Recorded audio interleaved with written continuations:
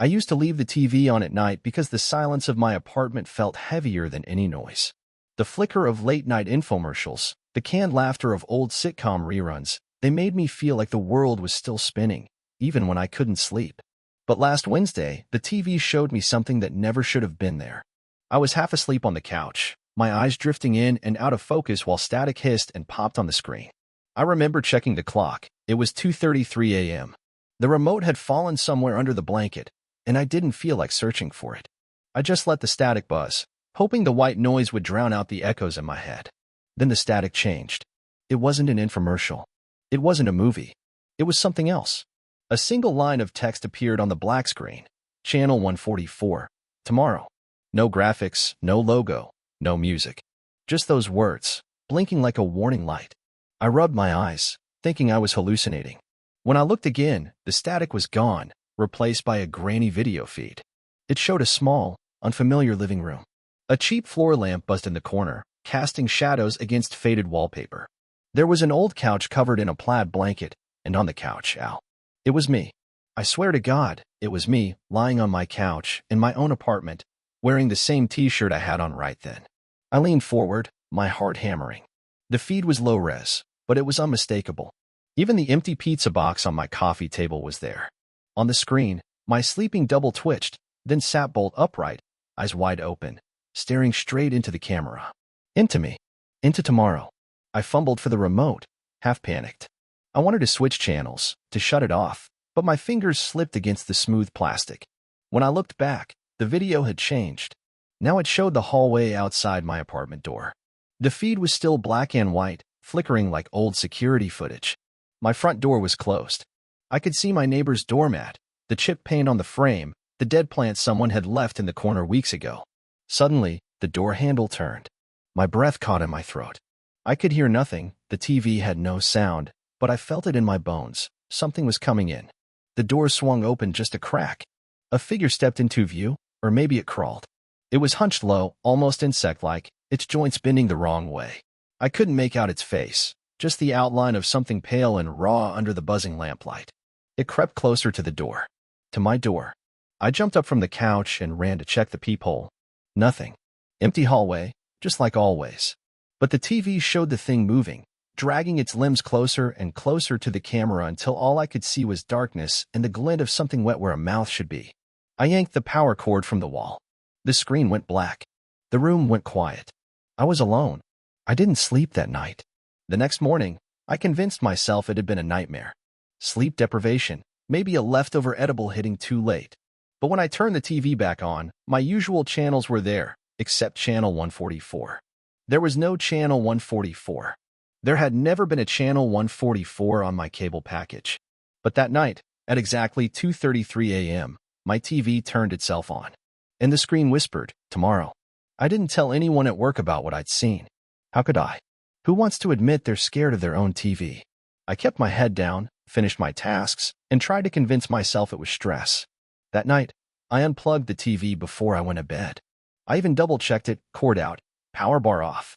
I fell asleep to the quiet hum of the city outside my window, certain I'd killed whatever ghost Channel 144 was. But at exactly 2:33 a.m., a faint blue glow pushed through my eyelids. I opened my eyes. The TV was on, still unplugged. It buzzed with static for a moment, then the words appeared again. Channel 144. Tomorrow. My stomach turned. The screen flickered and the feed began. This time, it showed my building's lobby. I recognized the peeling linoleum, the dusty mailboxes, the flickering fluorescent bulb that never got replaced. The camera feed was clearer tonight, and I could see the front doors. Outside was pitch black, but something moved just beyond the glass, a smear of pale skin pressed against the door, fingers tapping at the metal handle like they were learning how to open it. I forced myself to sit still. If I blinked, if I looked away, I felt like I'd missed something important, some clue to stop this from happening. The figure pressed its face against the door. Its head was too big, the skin too thin. Black veins spidered beneath it, pulsing like something alive under plastic wrap. Then the scene cut. Now I was seeing my hallway again, but the camera angle was closer, like it was following something down the corridor. The door to my neighbor's place was ajar. I could see movement inside, shadows writhing like smoke. Suddenly, the camera turned toward my door. I felt my mouth go dry. I tiptoed to the peephole, my eyes flicking between the screen and reality. The TV showed the handle turning. My handle. But when I looked through the peephole, the hallway was empty. No shadows, no movement, just the dead plant and the cracked paint. On the screen, the door creaked open. A second me stood there, half hidden behind the door frame. He looked exactly like I did. Same sweatpants, same ratty hoodie, except his eyes were too wide, like he hadn't blinked in hours. He smiled. I've never seen myself smile like that. It made my skin crawl, like watching a puppet move without strings. The double reached out and pulled something in. The thing from the lobby slithered inside, limbs bending wrong, shoulders cracking as it squeezed through. The other me whispered something I couldn't hear, and the creature tilted its head as if it understood. I wanted to shut the TV off, to run, but I couldn't move. I was rooted to the floor, one hand still pressed to the peephole, the other trembling at my side. The feed shifted again. Now it showed my bedroom. The bed was empty. A figure stood by the window, back turned to the camera. Its reflection in the glass showed no face, just a smooth expanse of skin where eyes and mouth should have been. Slowly, the thing turned around. And it was me again, but older. Gaunt. Gray at the temples. Eyes sunken and black. He lifted a finger and pointed straight at me through the screen. Then the words returned. Channel 144. Tomorrow. I yanked the TV away from the wall, smashing the plug in again. It sparked, but the screen stayed black. I threw a blanket over it like I could smother the thing inside. I didn't sleep at all. I sat in the kitchen until dawn, drinking stale coffee, listening for every creak in the floorboards, every hum of the fridge. When I checked the TV in the morning, channel 144 wasn't there. I flipped through every single channel, sports, shopping networks, reruns of shows I hated. But no feed, no granny hallway, no message. I told myself that was it. I'd break the TV tomorrow, smash it to pieces. But a small part of me wondered, what if I needed to see what tomorrow would bring? What if turning it off was worse? That night, I stayed up, watching the blank screen. 2:33 a.m. came and went. Nothing. I felt stupid for being scared. Then I heard tapping at my window. I live on the 4th floor. At first, I didn't want to look. I sat frozen on the couch, my eyes darting between the TV, still dark under its blanket, and the window behind me. The tapping came again, louder this time. Knuckles on glass. Tap, tap, tap, like a question begging for an answer. I crept closer, my feet sinking into the worn carpet. Outside was nothing but the dim glow of the street light across the parking lot. I live on the 4th floor. There's no balcony, no fire escape. There shouldn't be anything there. I almost convinced myself it was just the wind. Maybe a tree branch had grown too long, scraping against the window. But then I saw it, a smear, like a handprint dragging slowly down the glass. I dropped the curtain and stumbled back, my heel knocking into the coffee table. A cold sweat prickled at my scalp. The tapping stopped. Silence settled in, thicker than before. I dared myself to look again. Just a peek. I pulled the curtain aside an inch. Nothing. No face pressed to the glass, no thing clinging to the ledge. But as I leaned closer, I noticed something on the window frame, a tiny scrap of paper, wedged between the glass and the wood. I forced the window open just enough to grab it. It was damp, the ink smudged but legible. Channel 144. Tomorrow. My hands were shaking so hard I nearly dropped it. I checked the window frame, the ledge, the side of the building, nothing. The night was still, no breeze, no sound. Just that paper, heavy in my palm like a promise.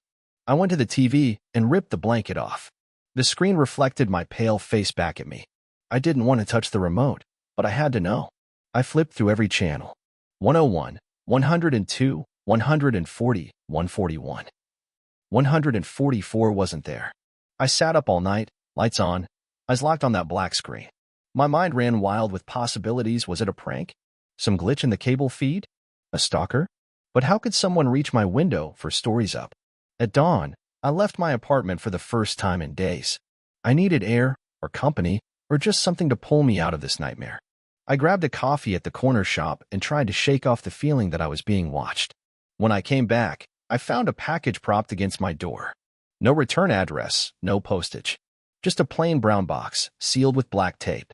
I should have left it, thrown it away. But my hands moved on their own, tearing the tape, peeling back the cardboard. Inside was an old portable TV. One of those boxy, plastic models from the 90s, with a coat hanger antenna. A note was taped to the screen. For when your feed cuts out. Tomorrow. I dropped it like it was burning my skin. Who could have left this? How did they know where I lived? I dragged the TV inside and left it in the kitchen, staring at me like a dead eye. I didn't plug it in. I didn't dare. The rest of the day was a blur.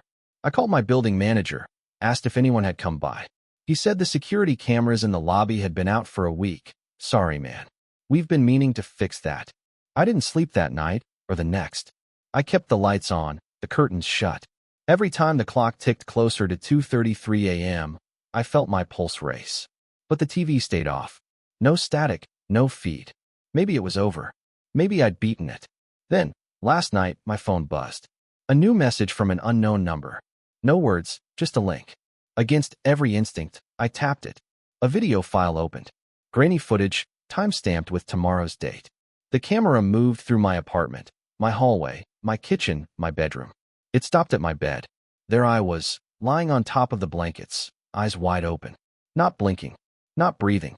Behind me, in the reflection of the window, was that thing. Pale, too tall, its mouth stretched in a grin that didn't fit its face. The clip ended with the same words, flickering like neon burned into my brain. Channel 144, tomorrow. Now I can't tell what's real anymore.